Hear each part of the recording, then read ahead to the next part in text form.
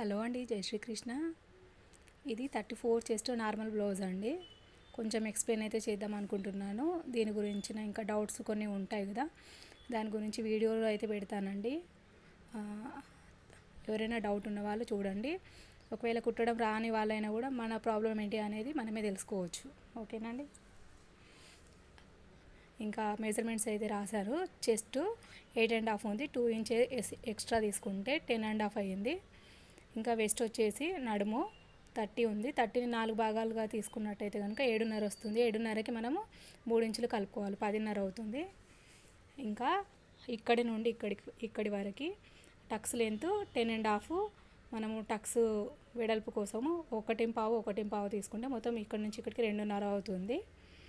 ఇంకా మనము ఇది మెయిన్ అండి, ఇక్కడ మనము 1.5 వరకు ఎక్స్ట్రా తీసుకోవాలి ఖచ్చితంగా. ఎందుకనంటే